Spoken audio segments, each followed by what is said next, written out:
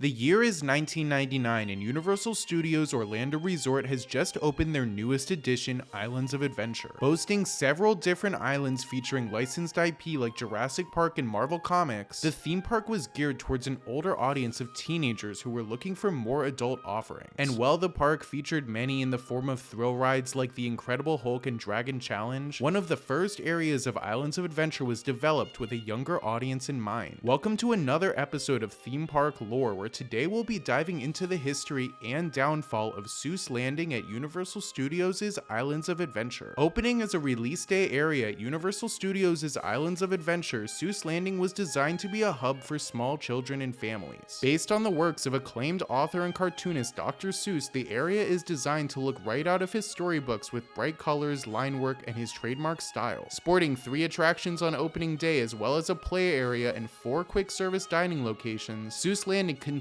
to offer one of the most unique looking theme park experiences in the world. However, while the area used to be a standout feature of Islands of Adventure, with withered paint, broken ride systems, and no sign of repair anytime soon, what used to be a shining star in Universal's roster is unfortunately now a fraction of what it once was. Islands of Adventure opened as the second addition to Universal Studios Florida in 1999. Opening 9 years after the original resort, Islands of Adventure was composed of 5 islands that were based on different licensed properties, as well as the port of entry, the park's entrance hub. Building off the success of the original park, Universal hoped Islands of Adventure would increase their stake in the growing theme park market of Orlando, Florida. But on opening, the park was met with mediocre attendance, leading to the closure of some attractions like the short-lived Island Skipper tours. And while Islands of Adventure would play a large role in the revitalization of Universal Studios and their golden era we are currently in with the launch of the Wizarding World of Harry Potter in 2010, opening day attractions in areas like Marvel Superhero Island, Jurassic Park, Toon Lagoon, and Seuss Landing were the main draws of the park for its first 10 years of operation. As part of the original pitch for Islands of Adventure, then known as Cartoon World by Universal Creative, Seuss Landing was intended to be accompanied by attractions featuring characters from DC Comics, Looney Tunes, and Popeye. Being one of the only properties to make it from pitch to completion, Universal Creative spent years trying to convince Dr. Seuss's estate to license out his characters to the park. While initially hesitant, with his widow citing his hatred of theme parks as her lack of enthusiasm, her publisher Random House was able to convince her to lend Universal the characters for Islands of Adventure. Offering a more cohesive area than Universal Studios' Woody Woodpecker Kid Zone, Seuss Landing is an area of Islands of Adventure geared towards small children and families based solely on the works of Dr. Seuss. Pulling from various stories like Green Eggs and Ham, One Fish, Two Fish, Red Fish, Blue Fish, and The Cat in the Hat, the area transports you into the world of one of the most acclaimed children's authors of all time. Seuss Landing is located to the right of the port of entry area and is one of the first islands guests will encounter at the park. Upon entering the area, guests first see the If I Ran the Zoo interactive playground based on the book of the same name. With signs walking you through the book's story as well as statues of various animals from the book, guests can look at static statues as well as engage with some activities. Nearby is the newly reopened Green Eggs and Ham quick service restaurant, a tater tot themed food stand that was closed and dormant for nearly a decade. To the right of If I Ran the Zoo is the Carousel, a Seuss themed carousel developed by D.H. Morgan Manufacturing featuring 54 animals from various books. Across from the carousel is the area's main attraction, the Cat in the Hat. Developed by MTS Systems Corporation, this dark ride based on the book of the same name is a once spinning family attraction which guides guests through the story of the children's book. Boarding couch themed ride vehicles, guests venture through 18 different sets featuring dozens of animatronics. After entering the area's centerpiece, the large red and white striped hat, guests are greeted with a queue leading them to the entrance of the house. After making your way through the yard and reading different lines from the book which are projected onto the walls, up to 6 people may board the ride vehicles fashioned to resemble the couch from the book. The attraction is a slow-moving dark ride that, when it opened, spun riders aggressively as it moved you through the house and took you along the story of the book. The ride has become somewhat infamous over the years for the execution of its animatronics and the aggressive turns the ride vehicles would make throughout the duration, but its faithful adaptation of the source material feels like Universal's answer to a classic Disney ride. Connected to the ride is one of 3 of Seuss Landing's gift shops selling merchandise from various books. To the right of Cat in the Hat is another attraction, One Fish, Two Fish, Red Fish, Blue Fish. Based on the book of the same name, this is an aerial carousel that allows riders to move the ride vehicle up and down while avoiding the water being sprayed from fountains in your direction. While simple, its theming is effective, allowing you to step into the world of Dr. Seuss while providing a middle ground between the carousel and the more intense Cat in the Hat. Following is the Circus McGurkus Cafe Stupendous, the main quick service service dining option in Seuss Landing. Based on the story of If I Ran the Circus, the restaurant is themed to a big top circus tent with table and booth seating. The All the Books You Can Read store is positioned to the right, selling various books and merchandise, and is across from the Hop on Pop ice cream shop. Offering Sundae on a Stick, an ice cream bar dipped in chocolate, it serves as one of the iconic foods of Seuss Landing. Across is the combined Snookers and Snookers Sweet Candy Crookers and the Mulberry Street Store's Trading Co., a candy and merchandise store. The final and newest attraction of Seuss Landing is the High in the Sky Seuss Trolley train ride. Opening in 2006 and based on the classic story The Sneetches, the ride was supposed to be an opening day attraction, allowing guests to get an aerial view of Seuss Landing and see across Islands of Adventure's iconic lagoon. Initially, the ride, then called Sylvester McMonkey's McBean Very Unusual Driving Machine, was intended to allow riders to control the vehicle's speeds and bump into surrounding cars above the walkways and attractions of the land. However, due to contractual disputes and safety issues, with Universal citing the lack of escape routes if an emergency occurred, the ride was delayed and completely reworked for 7 years. Laying dormant in that time, Universal placed 2 temporary cars on the track for display 15 feet in the air above the land's walkways. While the attraction was intended to fully release in 2000 or 2001, due to the bankruptcy of Severn Land, the ride's original manufacturer, the entire ride system would be scrapped and redesigned before its grand opening in 2006. Taking riders on both an aerial tour of the land and guiding them through the story of the Sneetches, the High in the Sky Seuss Trolley train ride is a twin-tracked monorail manufactured by Mock Rides. Taking riders through all locations of the land, guests are able to ride through the roof of Circus McGurk's Cafe Stupendous and over the If I Ran the Zoo play area. Guests will also encounter several scenes with animatronics which sync to the story being told over the monorail speaker system. While it is technically a powered coaster ride system because of the original track's hills and elevation changes, the train system is generally a slow-moving family attraction that offers guests some of the best aerial views of Islands of Adventure. At launch, Seuss Landing's decor and attractions were standouts of Islands of Adventure. The theming of the area brought a cohesion to a children's area that was lacking at Universal Orlando's resort, and with IP as strong as Dr. Seuss's characters, the care that was needed to execute these ideas in the real world for the first time shows. However, with time and aging, the land has begun to decline in ways the rest of Islands of Adventure hasn't. While an area like Toon Lagoon, just across the lagoon, feels timeless with its comic strip characters bursting off the paper and translating perfectly into a theme park setting, Seuss Landing has continued to age without real upkeep and care. And while the whole area could use a new coat of paint, the degradation of the Cat in the Hat attraction since its release has left the area's main attraction in a state of dismay. While the Cat in the Hat is by far one of the most controversial family attractions in all of Orlando, with many praising its amount of animatronics, stylistic choices, and story, an overwhelming amount of people despise the ride. Particularly its eerie animatronics, especially Thing 1 and Thing 2, its use of blacklight and dark settings, and its original spinning mechanism at breakneck speeds make the ride feel like a confusing addition to a children's area. While the subject matter is clearly for small children and the park markets the ride as a family attraction, its execution feels geared towards a more adult audience that the attraction doesn't appeal to. While the attraction was impressive on its release in 1999, its lack of updating over the years has left many of its effects immobile and in need of repair that seems like it will never come. This, paired with its almost complete lack of its original spinning mechanic, has made the already slow-moving dark ride a slog. While the reason for the attraction's spinning removal has not been properly addressed by Universal, both its intensity causing people to feel sick and the spinning mechanism's manufacturer going out of business has led to taming that has destroyed much of the attraction's appeal. With Universal Studios' Kids Zone being recently demolished to make way for a new DreamWorks Kids area in the original park, and the upcoming opening of Universal's Epic Universe in 2025, it seems like Seuss Landing is far down on the repairs list. However, the land's potential is immense, with it being one of the strongest and most iconic IPs Universal has ever licensed. Paired with its lack of copies in other Universal resorts, it's a shame seeing such a shining star of Islands of Adventure fall into such disarray. Islands of Adventure lacks attractions for small children outside of Seuss Landing, and while its sister park is full of family rides, the uniqueness of the land makes it worth saving from many's point of view. Because of its location in the park, along with the much needed overhaul of the Lost Continent, both feel like areas of the park that are rushed through to get to main attractions like the Wizarding World of Harry Potter and the park's newest thrill ride, the Velocicoaster, which is a shame as their lack of upkeep make two of the greatest opening day areas feel like an eyesore. The area's walk-around characters have also not received an update since opening day, and continue to show their age, with loose fabric of the costumes feeling subpar when compared to the innovations of today's modern characters. What was once a hallmark of Universal Studios Orlando Resort has now become simply serviceable. serviceable. Its lack of updates in years has shown wear to an otherwise bright and vibrant children's area, leading to an experience that may be fine for small children but lacks the wow factor for older guests. The area feels similar to Disneyland's previous version of Toontown, with its aging activities, rides, and lack of updates. But with its reimagined upgrade launching in 2023, Seuss Landing sticks out like a sore thumb in comparison to comparable children's areas. And while many are hoping for an eventual update and refurbishment of the area's rides and attractions, Universal Studios' Florida parks have continued to grow with new and flashy attractions that have pushed Seuss Landing's offerings down the totem pole. Do you think Seuss Landing deserves a refurbishment, or should it be reworked to make way for a new land altogether? Let me know down in the comments, and thank you so much for watching. Consider subscribing if you'd like to stick around for more theme park lore, and I'll see you in the next video.